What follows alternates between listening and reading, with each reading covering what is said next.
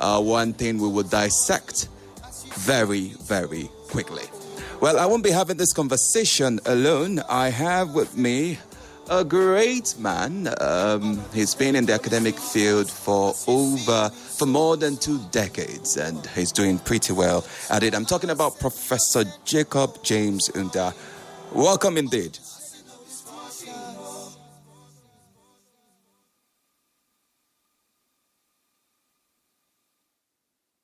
Things first, let's look at the electoral process of the U.S., the election that brought about Donald Trump. How would you describe that election? And it seems he has a thing of defeating the female gender all the time. Well, the United States of America is light when it comes to democracy. And they practice this process of recruiting leadership for that country for the past over 200 years. And they've been consistent in saying that it is about the choice of the people. The people determines who becomes the leader of the country. And, their institutions are very, very strong. That is in 2020, when Donald Trump and his followers tried to thwart the process that brought the 46th president of the United States, Joe Biden. The strong institutions that have been built over time stood against his desire to overturn the elections. And at the end of the day,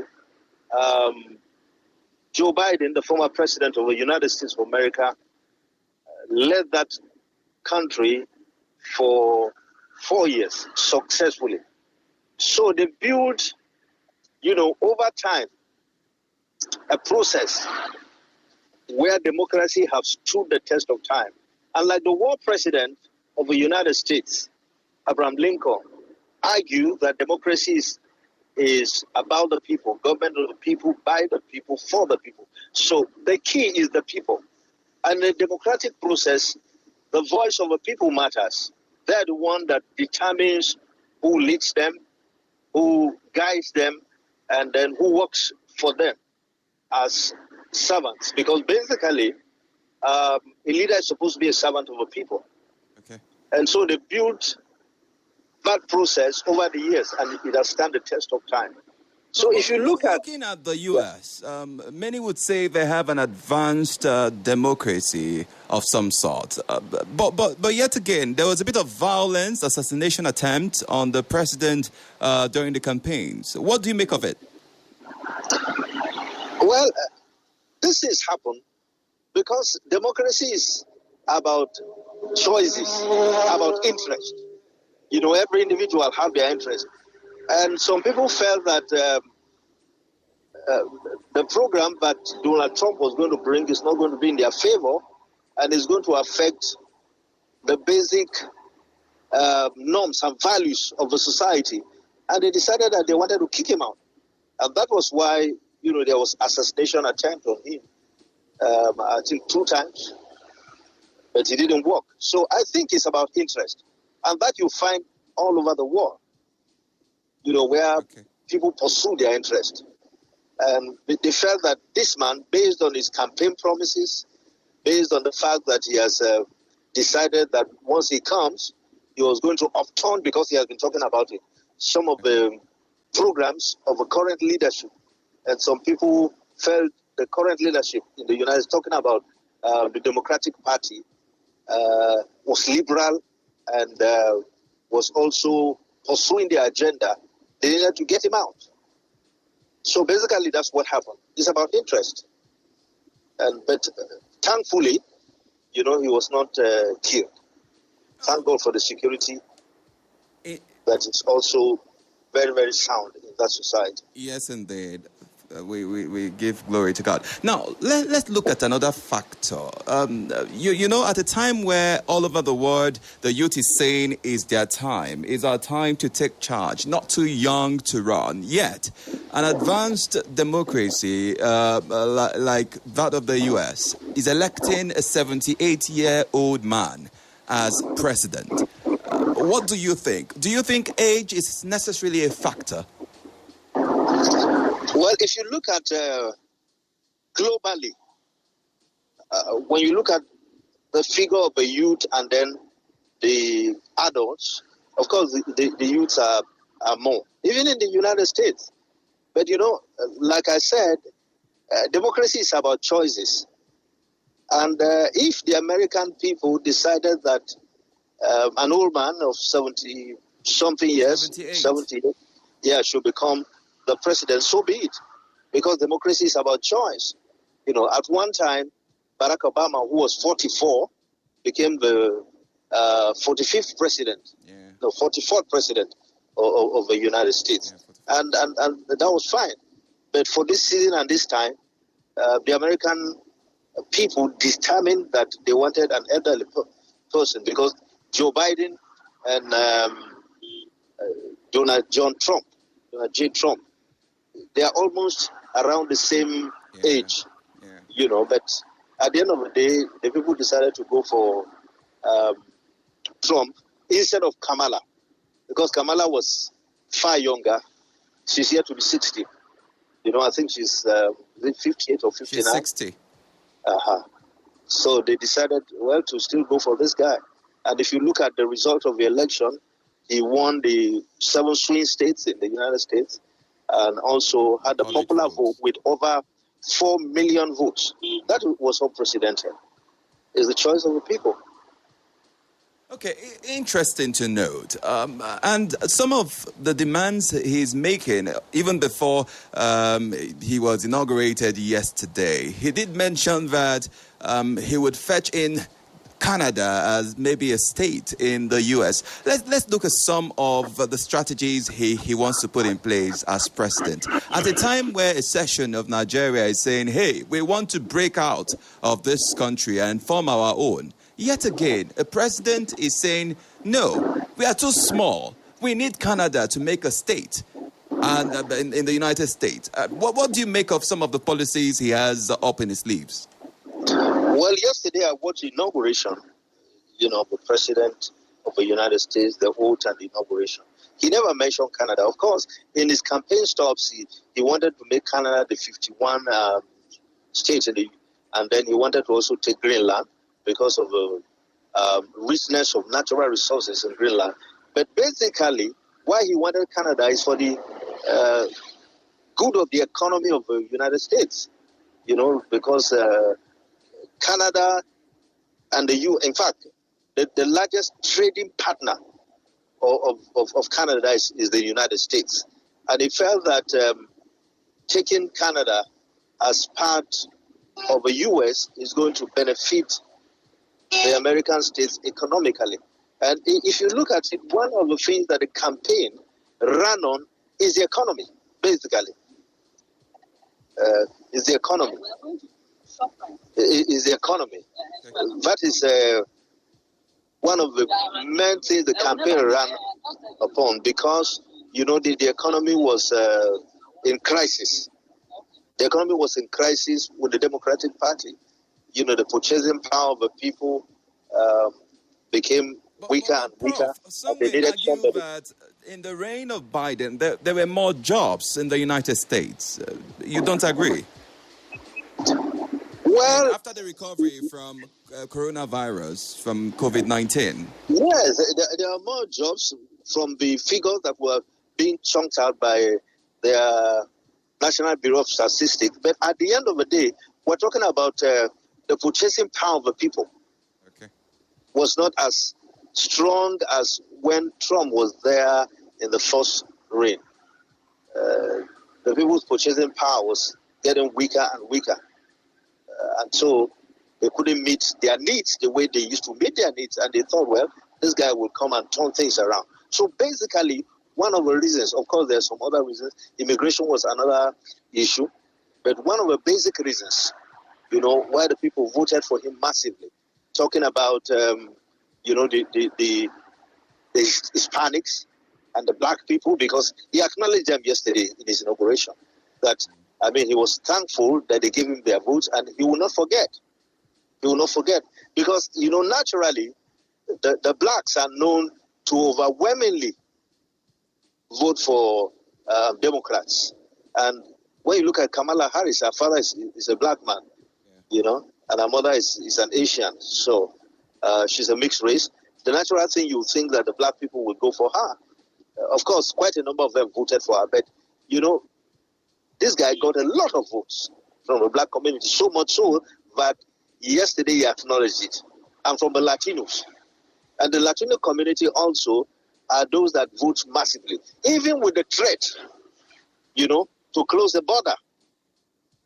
Because you will find that the Latinos are the ones that are pouring into the United States illegally. But they still went ahead to vote for him because they thought that he has a hands on the economy to be able to do something about it. Oh, all right. Do you think Nigeria or the African race, the African continent, do you think we stand to benefit from the moments of Donald Trump as president? Well, for me, I don't know. You know, the American society has its own system in place where imperialism is a driving force for that country, where you go and you gain. But maybe when it comes to his policy on morality, for me, because he made a declaration yesterday that from today, the society is going to be based on two genders, the male and the female gender.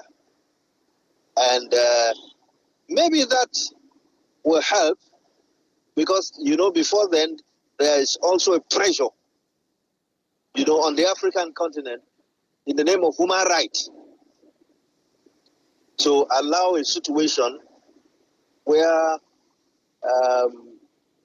you know, the other genders, as they say, you can't tell anybody who to love or who to hate. So at the end of the day, you should just allow people to be. So in that, I think to some extent there will be benefits. Now, when you talk about the economy, this guy came with AGOA. What's his name now? George Bush Jr. You know, came with AGOA, George W. Bush, the Walker Bush, where Africans, you know, can export things to the United States. But at the end of the day, was it of any benefit? So for me, even with America's first policy of the Donald Trump administration, at the end of the day, is it really going to benefit Africa? I don't know. Interesting. Let's look at outside Africa, the war in Ukraine and also Israel and Hamas.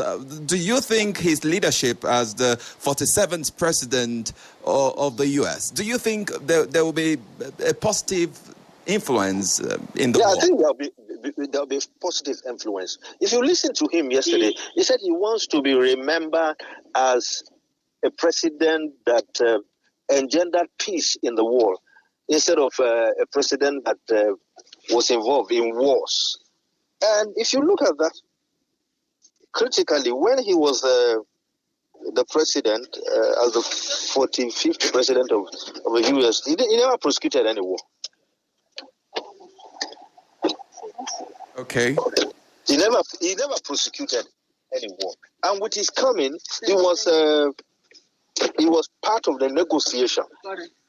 You know, he was part of the negotiation that has brought the trust in the war between Hamas and Israel in the Middle East.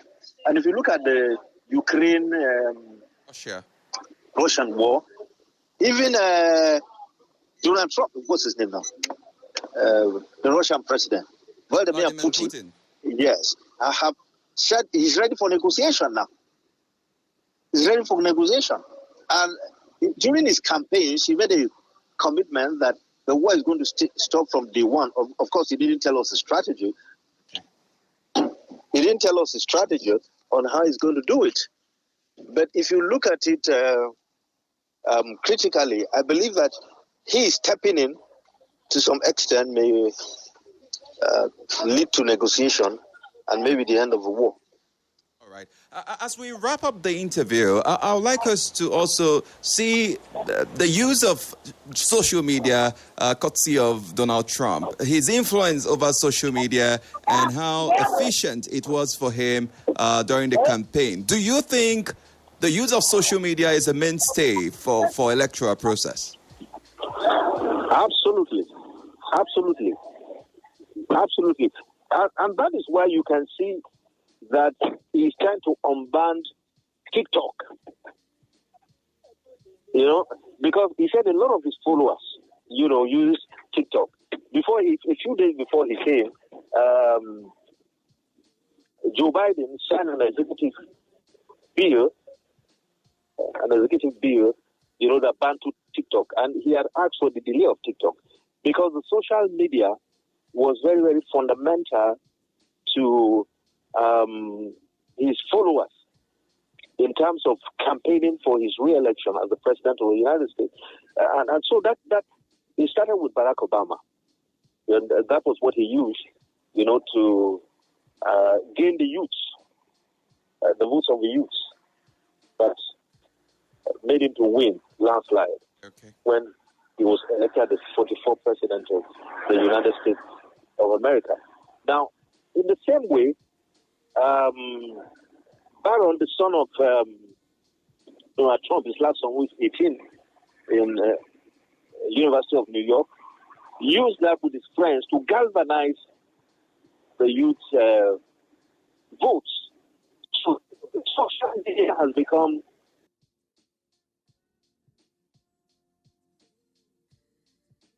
winning election.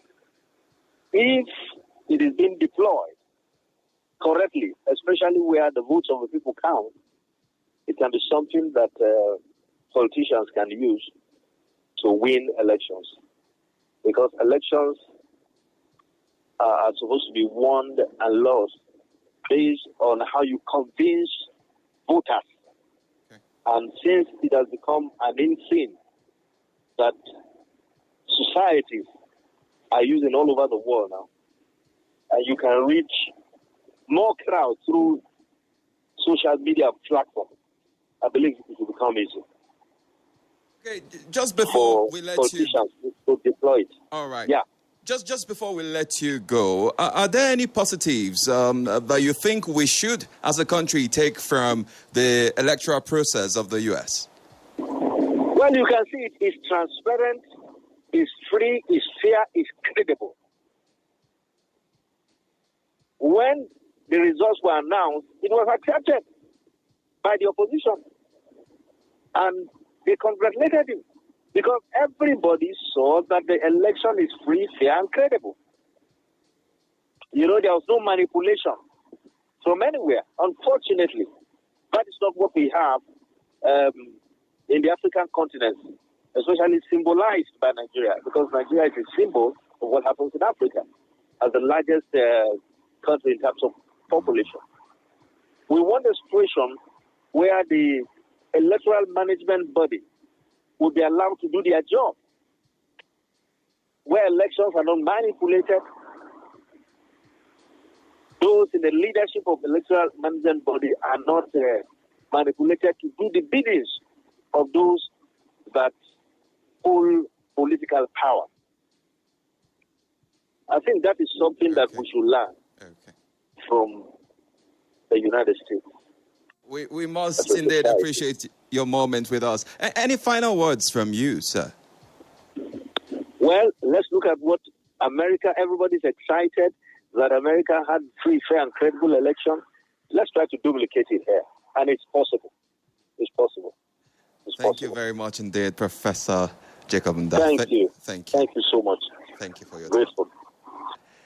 He's a professor of philosophy and political science with Abuja University of Abuja. And it's a great thing having him right here on the show today. Okay, very quickly, I'll give you a summary